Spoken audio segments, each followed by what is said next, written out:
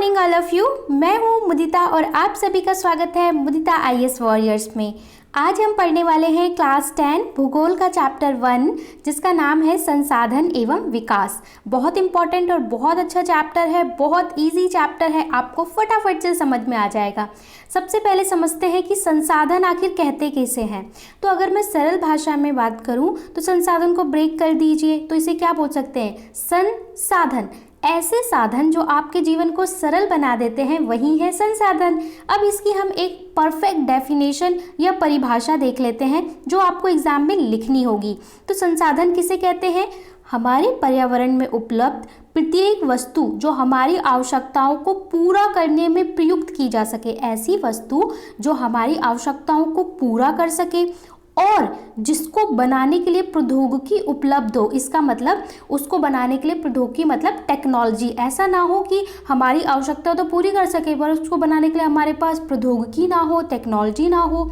जो आर्थिक रूप से संभव हो और सांस्कृतिक रूप से मान्य हो, हमारी संस्कृति के रूप में वो मान्य हो। ऐसा ना हो कि हम उसे मान ना सकें, वैलिड ना हो, और वह एक क्या है, संसाधन है। तो ये संसाधन की एक परिभाषा है। ऐसी वस्तु जो हमारी आवश्यकताओं को पूरी कर सके, प्रौद्योगिकी उपलब्ध हो उसको बनाने के लिए, आर्थिक रूप से यानी पैसों की दृष्टि से वो पॉसिबल हो करना, और तीसरी बात क्या है कि सांस्कृतिक रूप से मान्य हो, उसे हम क्या बोलते हैं, संसाधन बोलते हैं। हमारे पर्यावरण में उपलब्ध वस्तुओं को हम संसाधन अलग अलग रूपों में बांट सकते हैं और मानव भी एक संसाधन है। अब हम पहले देखेंगे कि मानव संसाधन से कैसे रिलेट करता है। तो देखिए, हम यहाँ पे आपको एक ट्रायंगल दिखाया हुआ है, ये एक त्रिभुज दिखाया हुआ है। यहाँ पे क्या है, भौतिक पर्यावरण या प्रकृति। हमें बहुत सारी वस्तुएं प्रकृति से मिलती हैं। तो ये हमारा क्या हो गया, एक कोना प्रकृति हो गया। दूसरा कोना क्या है, प्रौद्योगिकी यानी कि टेक्नोलॉजी जो हमारे पास मिलती है। और तीसरा क्या है, संस्थाएं यानी ऑर्गेनाइजेशन। और इस सब का केंद्र बिंदु कौन है, मानव, क्योंकि मानव ही संसाधन चलाता है, मानव ही प्रौद्योगिकी का विकास करता है और मानव ही प्रकृति से जो संसाधन मिलते हैं उनका प्रयोग करता है और प्रकृति से मिले संसाधन को प्रौद्योगिकी लगा के, टेक्नोलॉजी लगा के एक नया संसाधन के रूप में बनाता भी है। तो मानव इन सब का क्या है, केंद्र बिंदु। अगर यहाँ से मानव हटा दीजिए तो क्या टेक्नोलॉजी बनाई जा सकती है, नहीं बनाई जाएगी। मानव ही नहीं होगा तो बनाएगा कौन, संस्थाएं होंगी, नहीं होंगी। और प्रकृति के जो संसाधन है उनका प्रयोग कौन करेगा, मानव ही तो करता है। इसलिए मानव क्या है, एक केंद्र बिंदु है। ठीक है, अब हम संसाधन का वर्गीकरण समझेंगे कि आखिर हम संसाधन को बांट कैसे सकते हैं।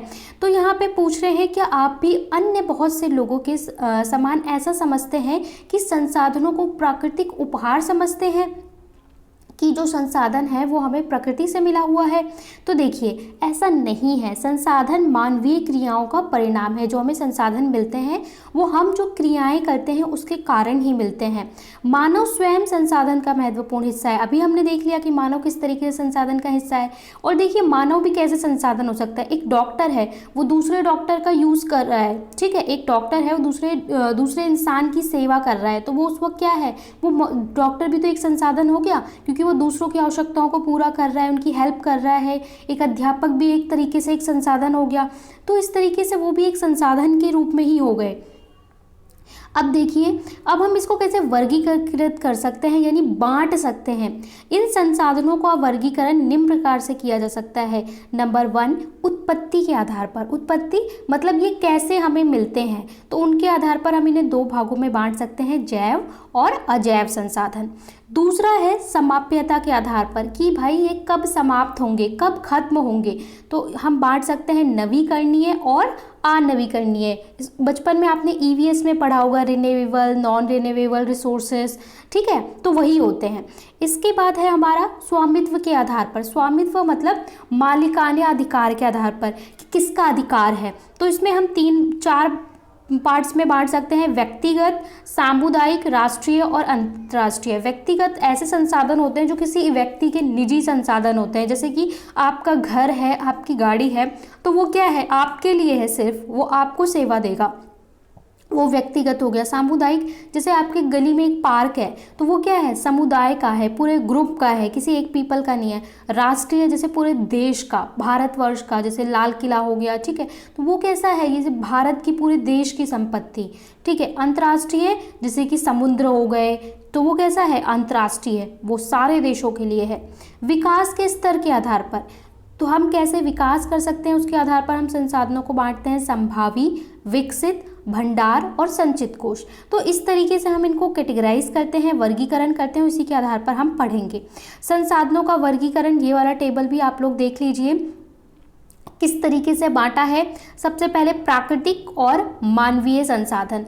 प्राकृतिक सिंपल सा है, सरल सा है, जो हमें प्रकृति से मिलते हैं, यानी नेचर से हमें मिलते हैं, नेचर से प्रकृति हमें देती है, उसे हम प्राकृतिक संसाधन कहते हैं। मानवीय, जो मानव, जिसमें मानव जिसका विकास करता है जिन संसाधनों का, ठीक है, हो सकता है उसका रॉ मटेरियल, कच्चा माल प्रकृति से मिलता हो, पर मानव उसका विकास करता है तो उसे हम क्या बोलते हैं, मानवीय संसाधन। अब प्रकृति को हम दो भागों में बांटते हैं, नवीकरणीय और अनवीकरणीय योग्य। नवीकरणीय और अनवीकरणीय योग्य। अब नवीकरणीय को हम फिर से बांटते हैं यहाँ पे दो भागों में। एक हो गया आपका सतत अथवा प्रवाह, जैसे पवन, जल, और दूसरा हमारा होता है जैव, जिसमें प्राकृतिक, वनस्पति, वन्य जीव। तो ये हो गए आपके नवीकरणीय। नवीकरणीय जिनको दोबारा पुनः बनाया जा सकता है, पुनः प्राप्त किया जा सकता है। अनवीकरणीय को हम बांटते हैं कैसे, नवीकरणीय को हमने पढ़ लिया, अनवीकरणीय को हम कैटेगराइज करते हैं चक्रीय और अचक्रीय। चक्रीय मतलब जो एक चक्र में चलते हैं, ठीक है, और अचक्रीय जो चक्र में नहीं होते, जैसे जीवाश्म ईंधन, और ये है धातु। मानवीय में क्या हो गई, संरचनाएं एवं संस्थाएं, जो ऑर्गेनाइजेशन बनाई जाती हैं। इसके बाद दूसरी क्या है, मात्रा एवं गुणवत्ता। तो ये हो गया आपका कैटेगराइजेशन। अब इन्हीं को हमें डिटेल में इस चैप्टर में इन्हीं को एक एक करके सबको हमें पढ़ना है, और दूसरा हमें पढ़ना है भू संसाधन के बारे में। अब हम देख लेते हैं संसाधनों के प्रकार जो हमने अभी बांटा, उन्हीं को थोड़ा सा समझ लेते हैं परिभाषा के साथ। संसाधनों के प्रकार में उत्पत्ति के आधार पर, उत्पत्ति के आधार पर हमने पढ़ा कि हमारे साधन कैसे होते हैं, दो होते हैं। एक होता है जैव संसाधन, अजैव, जैसे कि इसके नाम से ही प्रकट है। जैव का मतलब क्या है, जिसमें जान हो, लिविंग हो।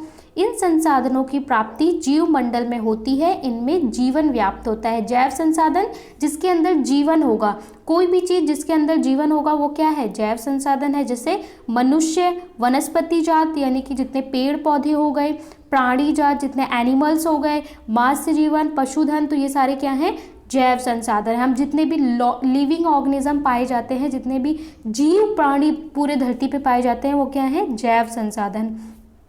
अजैव वे सारे संसाधन जो निर्जीव वस्तुओं से बने हैं, अजैव संसाधन कहलाते हैं। जैसे क्या हो गई, चट्टानें, धातुएं, पहाड़, पठार, ये सब क्या है, संसाधन है, किंतु कैसे हैं, अजैव संसाधन है। अगला है समाप्यता के आधार पर, ठीक है, समाप्यता के आधार पर हम कैसे बांट सकते हैं, नवीकरणीय योग्य, अनवीकरणीय योग्य।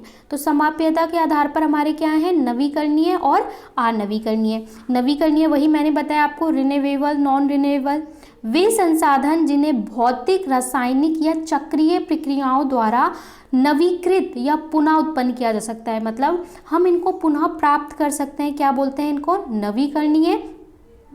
कौन कौन से मेथड से, यांत्रिक प्रक्रियाओं द्वारा या भौतिक या रासायनिक प्रक्रियाओं के द्वारा।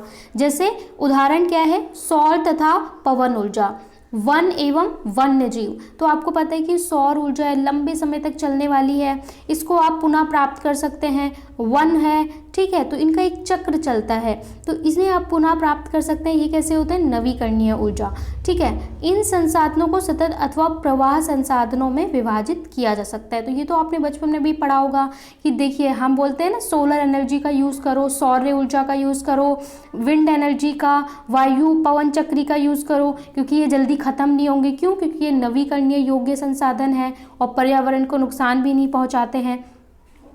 अब है हमारे अनवीकरणीय योग्य। इन संसाधनों का विकास एक लंबे भूवैज्ञानिक अंतराल में होता है। अनवीकरणीय संसाधन ऐसे होते हैं जिन्हें बनने में लाखों वर्ष लग जाते हैं। जैसे खनिज और जीवाश्म ईंधन, इस प्रकार के संसाधनों के उदाहरण, जो इस तरह के संसाधन होते हैं उन्हें बनने में कैसे लगता है, लाखों वर्ष लग जाते हैं। सोचिए, लाखों वर्ष, पीढ़ियां गुजर जाती हैं तब जाके ये एक बार बन पाता है।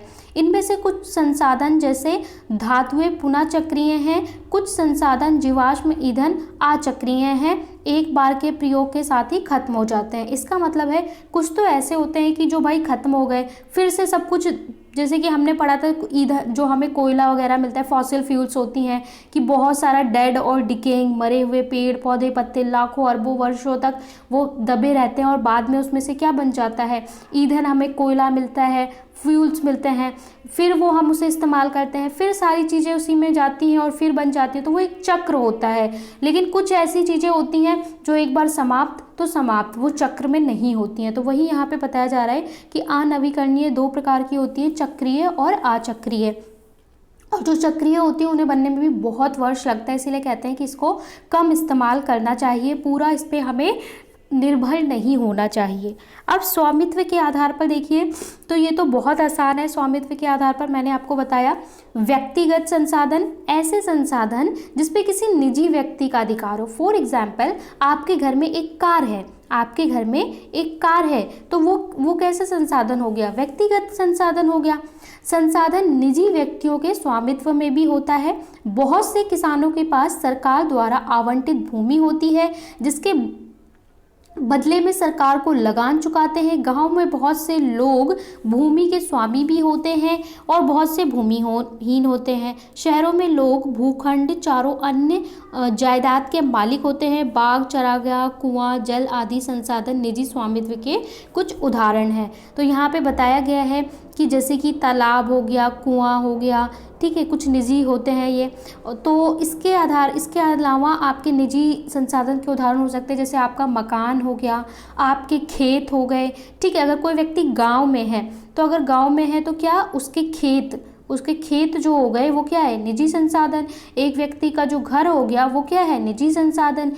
शहर में है तो उसकी गाड़ी, साइकिल, उसका मकान, वो उसका क्या है, निजी संसाधन है, ठीक है। इसके बाद दूसरा होता है हमारा निजी के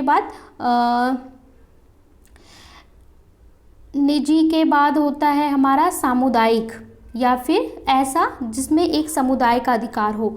वे संसाधन समुदाय के सभी सदस्यों को उपलब्ध हो। ऐसे संसाधन जो समुदाय के सभी लोगों के लिए उपलब्ध हो, जैसे गांव की शामिलात भूमि, चरण भूमि, रमसान भूमि, तालाब की, जो जैसे कि तालाब हो गया, ठीक है, गांव का जो एक मुख्य तालाब जिसमें कोई भी जाके उसका पानी प्रयोग कर सकता है, तो वो क्या हो गया, सामुदायिक हो गया। शहरों में अच्छा उदाहरण दें तो सार्वजनिक पार्क, ऐसे पार्क जो पूरे समुदाय के लिए हो, किसी एक व्यक्ति के लिए ना हो, तो ये क्या हो गया, सामुदायिक हो गया। राष्ट्रीय संसाधन, तकनीकी तौर पर देश में पाए जाने वाले सारे संसाधन राष्ट्रीय संसाधन हैं। देश की सरकार को कानूनी अधिकार है कि व्यक्तिगत संसाधन को भी आम जनता के हित में आग्रहित कर सकती है। तो एक तरह से देखें तो किसी राष्ट्र में पाए जाने वाले संसाधन सारे राष्ट्रीय संसाधन कहलाते हैं, और अगर सरकार को लगता है तो वो किसी व्यक्ति के संसाधन को भी राष्ट्र हित के लिए राष्ट्र का बना सकता है, अधिग्रहण कर सकता है। तो इसमें क्या होते हैं, जैसे सारे खनिज पदार्थ, जैसे भारत में जो भी भंडार हैं जहाँ से तेल निकाला जाता है, कोयला निकाला जाता है, खनिज पदार्थ निकाला जाता है, तो वो सारे हमारे क्या हो गए, राष्ट्रीय संसाधन के उदाहरण हो गए। कि भारत में आप पढ़ते हो ना कि गैस के कहाँ खदान है और बहुत सारे जहाँ से कोयला निकाला जाता है, तो वो जो भंडारण है वो हमारे कैसे हैं, राष्ट्रीय संसाधन भारत देश के हैं। अंतर्राष्ट्रीय संसाधन कैसे होते हैं, कुछ अंतर्राष्ट्रीय संस्थाएं संसाधनों को नियंत्रित करती हैं।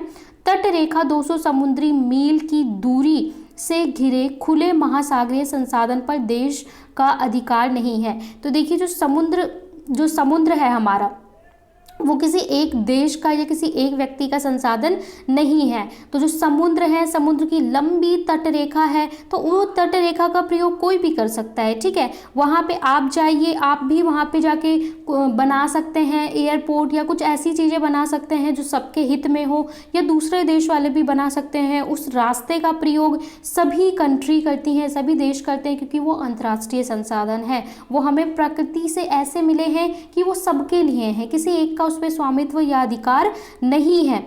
विकास के स्तर पर हम देखें तो अब अगर हम स्वामित्व के बाद अगर हम देखें तो विकास के स्तर के आधार पर हमने देखा है कि कैसे होते हैं। एक होते हैं संभावी वे संसाधन हैं जो किसी प्रदेश में विद्यमान होते हैं परंतु उनका उपयोग नहीं किया जा सकता। संभावी ऐसे हैं कि भाई वो संभावित है, पॉसिबल है, लेकिन अभी हम उसका इस्तेमाल नहीं कर सकते। मतलब वो किसी प्रदेश में किसी जगह पे उपस्थित है परंतु उनका उपयोग नहीं किया गया है। उदाहरण के तौर पर भारत के पश्चिम भाग में विशेषकर राजस्थान गुजरात में पवन और सौर ऊर्जा संसाधन की अपार संभावना है परंतु उनका सही ढंग से विकास नहीं हुआ है। तो इसका मतलब ये कि स्कोप है लेकिन अभी उसका सही से प्रयोग नहीं हो रहा है। कि हम देखें गुजरात राजस्थान में सौर ऊर्जा का आपको पता है टेम्परेचर कितना ज़्यादा होता है वहाँ पे, तो हम सौर ऊर्जा का वहाँ बहुत ज़्यादा प्रयोग कर सकते हैं, विंड एनर्जी का, लेकिन अभी उसका सही तरीके से विकास नहीं हुआ है। तो ये कैसे हैं? संभावी। विकसित संसाधन कौन से होते हैं हमारे? विकसित वे संसाधन जिनका सर्वेक्षण किया जा चुका है और उनके उपयोग की गुणवत्ता मात्रा निर्धारित की जा चुकी है, विकसित संसाधन कहलाते हैं। विकसित मतलब वे संसाधन जिनका सर्वेक्षण मतलब उनका पूरा सर्वेक्षण निरीक्षण मतलब उनको देखा जा चुका है, समझा जा चुका है और उनको उपयोग की गुणवत्ता और मात्रा निर्धारित की जा चुकी है, कितना उपयोग किया जाएगा, ठीक है। लेकिन विकसित संसाधन कहलाते हैं संसाधनों का विकास प्रौद्योगिकी और उनकी संभावना के स्तर पर निर्भर करता है। तो ऐसे संसाधन का विकास टेक्नोलॉजी पे निर्भर करता है, तो हम उसे क्या बोलते हैं? विकसित संसाधन बोलते हैं। भंडार क्या होते हैं हमारे? पर्यावरण के उपलब्ध वे पदार्थ जो मानव की आवश्यकताओं की पूर्ति कर सकता है परंतु उपयुक्त प्रौद्योगिकी के अभाव उसकी पहुंच से बाहर है। ऐसे संसाधन जो भाई आपके लिए हैं तो हमारी आवश्यकताओं को पूरा भी कर सकते हैं लेकिन हमारे पास ऐसी प्रौद्योगिकी ऐसी टेक्नोलॉजी नहीं है जिससे हम उसे अभी इस्तेमाल कर सकें, तो उसे हम क्या बोलते हैं? भंडारण। अभी हमारे स्टोर रूम में रखा हुआ है लेकिन भाई अभी हम इसका उपयोग नहीं कर सकते क्योंकि हमारे पास टेक्नोलॉजी नहीं है। फॉर एग्जाम्पल उदाहरण के तौर पर जल दो गैस हाइड्रोजन और ऑक्सीजन का यौगिक है, हाइड्रोजन ऊर्जा का मुख्य स्रोत बन सकता है।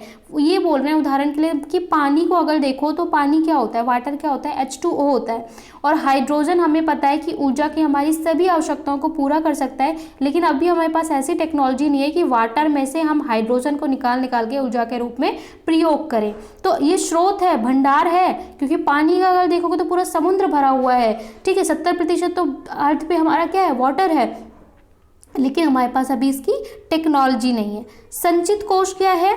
वे संसाधन भंडार का ही हिस्सा हैं जिन्हें उपलब्ध तकनीक ज्ञान की सहायता से उपयोग में लाया जा सकता है। इसका उपयोग भविष्य में आवश्यकता पूर्ति के लिए किया जा सकता है। तो ये संचित कोष क्या है? हमारे भंडार का ही हिस्सा है जिन्हें उपलब्ध तकनीकी ज्ञान की सहायता से प्रयोग में, यानी अगर हम इसको टेक्नोलॉजी की सहायता लें तो हम इनका प्रयोग कर सकते हैं, परंतु उपयोग अभी नहीं आरंभ किया गया है, परंतु अभी इसका उपयोग आरंभ नहीं किया गया है। जैसे नदियों के जल को विद्युत पैदा करने में प्रयुक्त किया जा सकता है, परंतु वर्तमान समय में इसका उपयोग सीमित पैमाने पर किया जा रहा है। तो ये हमारा क्या है? संचित कोष। संचित कोष भी जो है भंडार का ही पार्ट है। तो ये हमने देख लिए संसाधनों का वर्गीकरण। अब संसाधनों का अब हम देखते हैं क्या? विकास। संसाधनों का विकास, और यहाँ पे आपको जो थोड़ी थोड़ी नॉलेज दी होती है, जैसे रियो डी जेनेरो पृथ्वी सम्मेलन 1992, तो ये कुछ ऐसे सम्मेलन थे, ऐसे कुछ समिट थे जो होते रहते हैं पूरी दुनिया में विकास के लिए। तो बहुत इंपॉर्टेंट है। अगर आप लोग NTSC का एग्ज़ाम देने जा रहे हैं या कोई भी कॉम्पिटिटिव एग्ज़ाम, तो यहाँ पे ये जो इन्फॉर्मेशन दी है, इन इन्फॉर्मेशंस को आपको बहुत अच्छे से पढ़ना चाहिए, ठीक है। ज़्यादातर बच्चे सोचते हैं ये इन्फॉर्मेशन हमारे क्या काम की, लेकिन इसको आपको ज़रूर पढ़ना चाहिए। तो ये मीटिंग्स होती हैं, समिट हुए थे 1992 में, जिसे रियो डी जेनेरो पृथ्वी सम्मेलन कहा जाता है, और उसमें बात होती है, सभी देश के लोग आते हैं और विकास के लिए बात होती है कि हम किस तरीके से पर्यावरण को सुरक्षित रख सकते हैं, ठीक है। ऐसी बहुत सारी मीटिंग्स और समिट्स हुई हैं।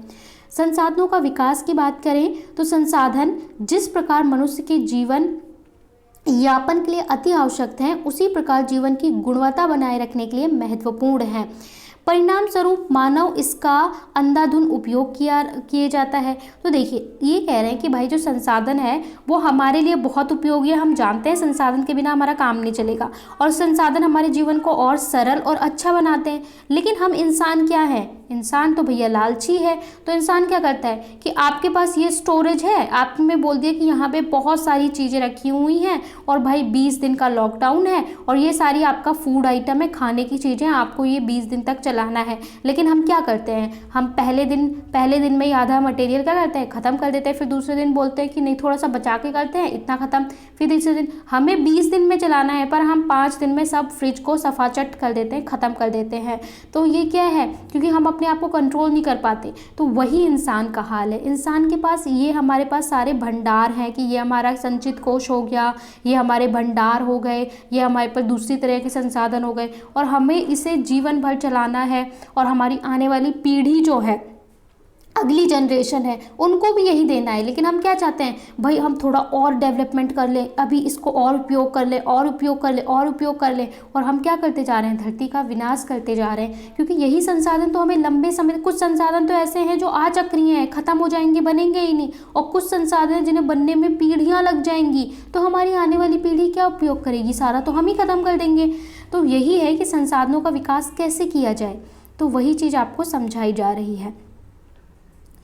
तो इसको हम क्या बोलते हैं, संसाधन नियोजन बोलते हैं। नियोजन मतलब होता है प्लानिंग, कि भैया कुछ इस तरीके से प्लानिंग कर लीजिए, इस तरीके से प्लान बना लीजिए कि जो आपके संसाधन है, रिसोर्सेज है, उसका आप ऐसे इस्तेमाल करें कि आने वाली पीढ़ी का भी फ़ायदा हो, वो भी उपयोग कर पाएँ, हम भी उपयोग कर पाएँ। तो इसी को हम क्या बोलते हैं, संसाधन नियोजन। संसाधन नियोजन का जटिल प्रक्रिया है जिसमें निम्नलिखित पैमाने होते हैं। देश के विभिन्न प्रदेशों में संसाधनों की पहचान कर उनकी तालिका बनाना। सबसे पहले क्या होना चाहिए कि जैसे भारत में बात करें तो सबसे पहले तो आप पहचान बनाइए कि आपके देश में क्या क्या संसाधन पाए जाते हैं, लिस्ट बनाइए और उनका नंबरिंग करिए। ठीक है, देश के विभिन्न प्रदेशों में, कि मान लीजिए उत्तर प्रदेश है, ये एमपी है, ये यूपी है, तो यूपी में कौन कौन से संसाधन पाए जाते हैं, 1 2 3 उनकी तालिका बनाइए और लिख लीजिए। एमपी में कौन कौन से संसाधन, उनकी तालिका बनाइए और लिख लीजिए।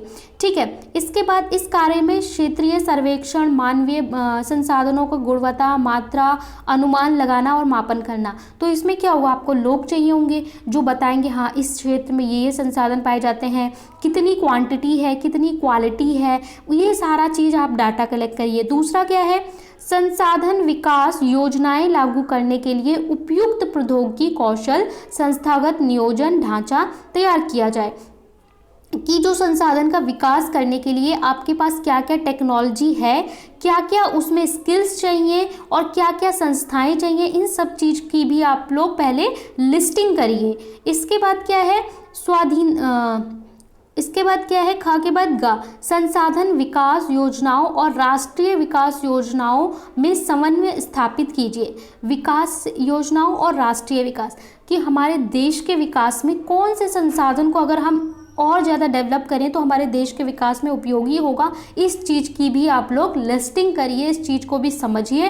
जैसे कि हमें चाहिए कि भाई हम कोयले वाले का विकास करें तो हमारे देश में विद्युत की समस्या ख़त्म होगी, तो हमें क्या करना चाहिए, कोयले का विकास करना चाहिए। तो इस तरीके से हमें अपने देश के विकास के आधार पर उन संसाधनों का विकास करना चाहिए। तो ये हो गया भारत के लिए नियोजन। अब संसाधन नियोजन को और पढ़ते हैं। संसाधन के विवेकपूर्ण, इसकी परिभाषा क्या है, संसाधन के विवेकपूर्ण उपयोग के लिए नियोजन एक सर्वमान्य रणनीति है।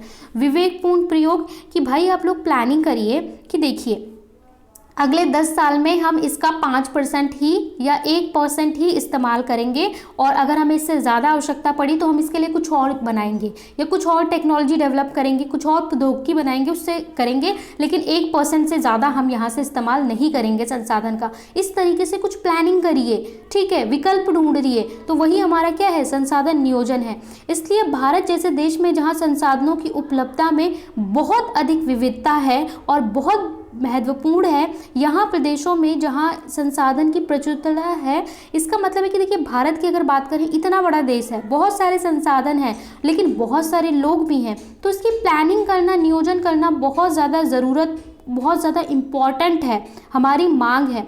उदाहरण के लिए अगर हम देखें तो झारखंड, मध्य प्रदेश, ये वाली लाइन देखिए इम्पॉर्टेंट है। झारखंड, मध्य प्रदेश, छत्तीसगढ़ प्रांतों में खनिजों और कोयलों के प्रचुर भंडार हैं। यह हम लोग जानते हैं। ठीक भारत में झारखंड, मध्य प्रदेश, छत्तीसगढ़, यहाँ पे खनिजों के भंडार मिलते हैं। अरुणाचल प्रदेश में जल संसाधन है। अगर आप एपी में देखेंगे, अरुणाचल प्रदेश में तो क्या है, जल संसाधन है, परंतु मूल विकास की कमी है। अरुणाचल प्रदेश में हम देखते हैं कहीं पे कोई संसाधन है तो कुछ नहीं है।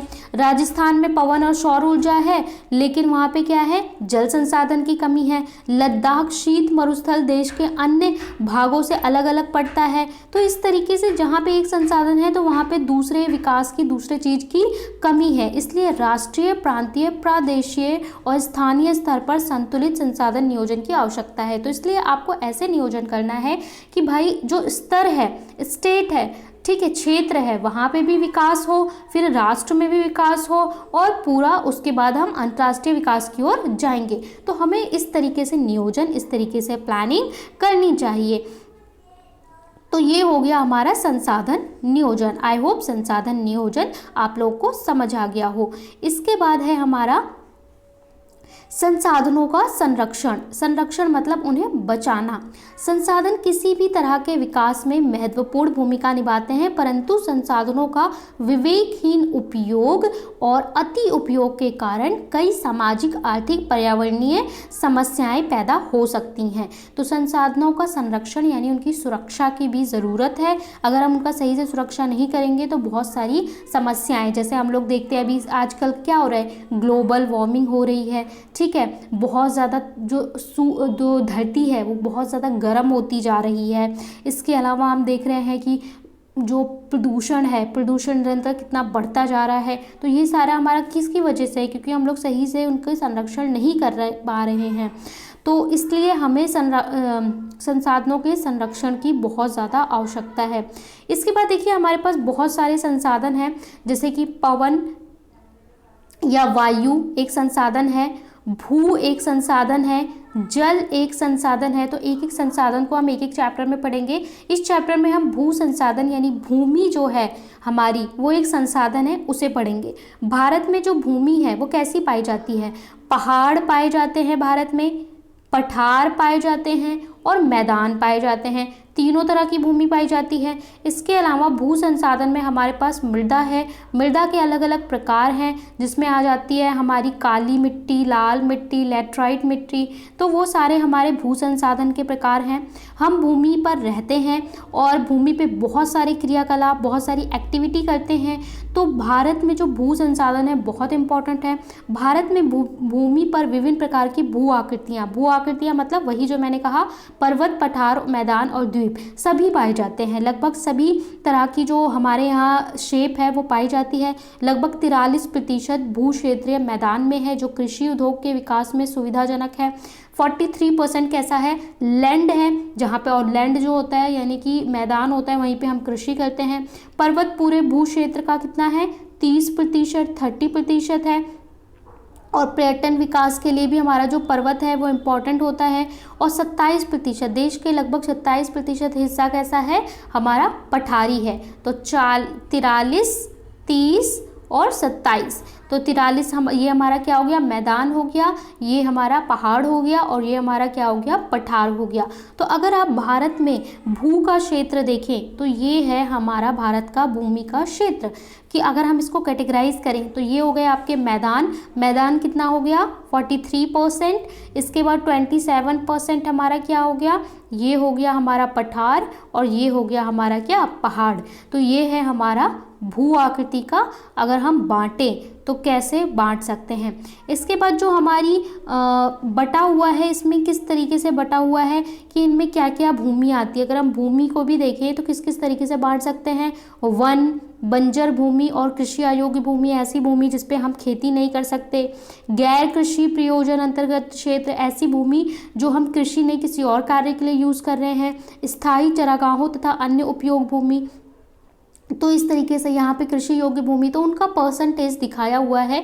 तो आप इस पाई चार्ट को अच्छे से देख सकते हैं कि भारत में कितने प्रतिशत कौन सी भूमि कहाँ पे प्रयोग हो रही है, जैसे 46.46.26% 46.26% गैर कृषि में लगी हुई है। यहाँ पे देखिए कृषि में कितनी लगी हुई है। तो ये आप ग्राफ को, पाई चार्ट को बहुत अच्छे से समझ सकते हैं। अब भू उपयोग की अगर हम बात करें, भू संसाधनों में भू उपयोग, तो हमारा भूमि कैसे कैसे उपयोग होता है। वन के लिए है, वन का कवरेज है कुछ जहाँ पे वन है। इसके अलावा बंजर भूमि है, कृषि अयोग्य, गैर कृषि वाली भूमि है, परती भूमि, परती भूमि या अतिरिक्त वन्य कृषि अयोग्य भूमि, जो ऐसी भूमि है कि जिस पे कृषि नहीं कर सकते, तो इसमें स्थायी चरागाह जहाँ पे जानवरों को चराते हैं। इसके अलावा विभिन्न वृक्षों, फसलों, उपवनों के लिए बहुत सारे खेत और उपवन ये लगाए जाते हैं। कृषि अयोग्य बंजर, जहाँ 5 से अधिक वर्षों से खेती ना की गई हो, तो ये सारी भूमि इसमें आती है। तो इस तरीके से भूमि का क्षेत्र कहाँ कहाँ पे कवर हो रहा है। इसके अलावा शुद्ध बोया गया क्षेत्र, शुद्ध बोया गया जिस पे निरंतर कृषि हो रही है, तो उसे हम शुद्ध बोया गया क्षेत्र बोलते हैं। एक कृषि वर्ष में एक बार से अधिक बोया गया, मतलब ऐसा क्षेत्र जहाँ पे एक साल में 2 बार कम से कम खेती की जाती हो, एक से ज़्यादा बार यहाँ पे बोया जाता हो बीज, ठीक है।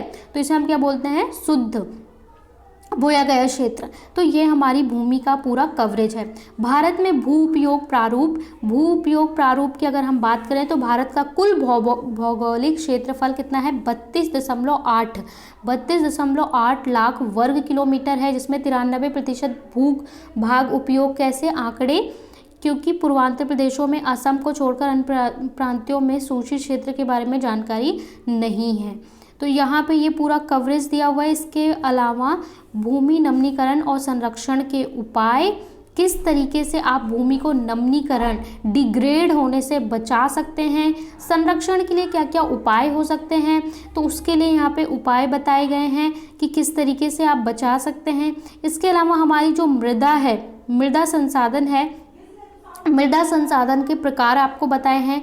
मिट्टी अथवा मृदा सबसे महत्वपूर्ण नवीकरणीय योग्य संसाधन है। नवीकरणीय मतलब जिसको हम पुनः प्राप्त कर सकते हैं, क्योंकि मिट्टी आपको पता है एक चक्र में चलती है कि चट्टानें टूटती हैं, मृदा बनती हैं, फिर दोबारा मिट्टी से चट्टानें बनती हैं, तो ये एक चक्र में चलता है।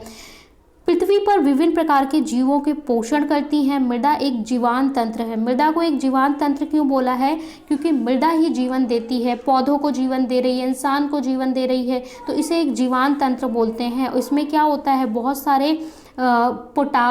सारे ऐसे चीज़ें होती हैं, सूक्ष्म जीव होते हैं जो जीवित होते हैं, इसे जीवांत तंत्र बोलते हैं। तो ये आपका मृदा का दिखाया हुआ है, किस तरीके से इसका मृदा प्रच्छेदिका दिखाया हुआ है, किस तरीके से होती है कि यहाँ पे अपक्षय, मोटे कंकड़ होते हैं, फिर यहाँ चट्टानें, किस तरीके से आधार स्तर पर, तो मृदा का किस तरीके से होता है। और मृदा के फिर अलग अलग मृदा का वर्गीकरण किया है कि हमारी जो मृदा भारत में पाई जाती है वो कितने प्रकार की पाई जाती है। जलोढ़ मृदा पाई जाती है, ठीक है, जलोढ़ मृदा काफ़ी अच्छी होती है, उपजाऊ होती है, ये मिट्टी है जलोढ़ मृदा। और यहाँ पे अगर हम बात करें रेत, सिल्ट, मृत्तिका, इन सब से बनी होती है। और अगर हम इसका प्रकार देखें तो भारत में जलोढ़ मृदा काफ़ी, सबसे पहले आपको ये मैप देखना चाहिए इंडिया का, कि अगर हम देखें इस मैप में तो ये है हमारे पर्वत वाली वन, और जो मिट्टी होती है जलोढ़, ये है ग्रीन, लाइट ग्रीन क्या है, जलोढ़ मिट्टी है। लाल और पीली मिट्टी, ये जो भारत का क्षेत्र है यहाँ पे ये हमारा इतना, ये लाल और पीली मिट्टी पाई जाती है। जलोढ़ मिट्टी की बात करें हम तो थोड़ा सा नीचे करते हैं, जो हमारा उत्तर भारत वाला क्षेत्र है यहाँ पे हमारी कौन सी, जलोढ़ मिट्टी पाई जाती है। इसके अलावा पर्वत वाली तो देख लीजिए यहाँ पे थोड़ा सा नॉर्थ ईस्ट में और थोड़ा ये जम्मू के साइड में पाई जाती है। लाल और पीली मिट्टी, ये हमारा पूरा क्षेत्र जो है ये लाल पीली मिट्टी से है। काली मृदा वाला ये है हमारा काली मिट्टी वाला क्षेत्र, और गुजरात में भी कवर होता है। इसके अलावा लैटराइट, तो लैटराइट जो है ये थोड़ा सा हमारा यहाँ पे, और ये जो ये वाला क्षेत्र है यानी कि तट वाला क्षेत्र है, तट वाले क्षेत्र पे हमारा लैटराइट पाई जाती है। और ये शुष्क मृदा है जो बहुत कम क्षेत्रों में, राजस्थान में आप लोग देख सकते हैं शुष्क मृदा राजस्थान में पाई जाती है। तो ये मृदा का वर्गीकरण है। आपको देखना है कौन सी मृदा जो है उसकी क्या खूबी होती है और कौन सी मृदा कहाँ पे पाई जाती है। जैसे अगर हम काली मिट्टी की बात करें तो ये काली मिट्टी कपास की खेती के लिए बहुत अच्छी होती है। किसके लिए, कपास की खेती के लिए बहुत अच्छी होती है काली मृदा। और ये रेंगर मृदाएँ भी इसे कहते हैं, इसका नाम क्या है, रेगर मृदाएं भी कहते हैं। काली कपास मृदा के नाम से भी जानी जाती है, मैंने अभी बताया, क्योंकि कपास की खेती के लिए बहुत अच्छी होती है, महत्वपूर्ण। और ये मृदाएं दक्कन के पठार में मिलती हैं। अगर हम बात करें लाल और पीली मृदा की, तो लाल ये दक्कन के पठार के पूर्वी और पश्चिमी हिस्सों में पाई जाती है। तो आप एक बार भारत का मैप देख लेंगे तो अच्छे से आप लोग बता पाएंगे। लाल और पीली मृदाएं उड़ीसा, छत्तीसगढ़, तो ये आपको राज्यों के नाम याद करने हैं कि कहाँ पे पाई जाती हैं और हर मृदा का एक उपयोग।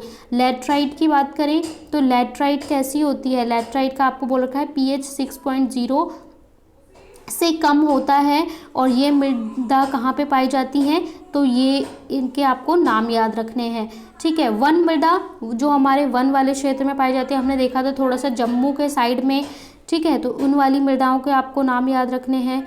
और मरुस्थलीय मृदा और अपरदन और संरक्षण। मृदा अपरदन क्या है कि जो मिट्टी है, ठीक है, ये हमारा लैंड है, मिट्टी यहाँ पे क्या है, यहाँ पे जब हवा चलती है तो हवा से जो मिट्टी है वो उड़कर एक जगह से दूसरे स्थान पर चली जाती है, उसे हम क्या बोलते हैं, अपरदन।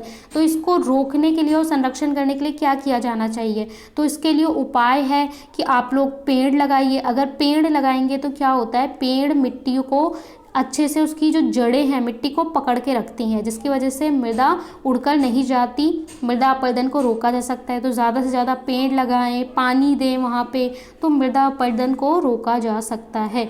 तो ये हमारा पूरा जो आज है मृदा के बारे में है, यानी कि भू के बारे में है। तो यहाँ पे हमारा चैप्टर ख़त्म होता है।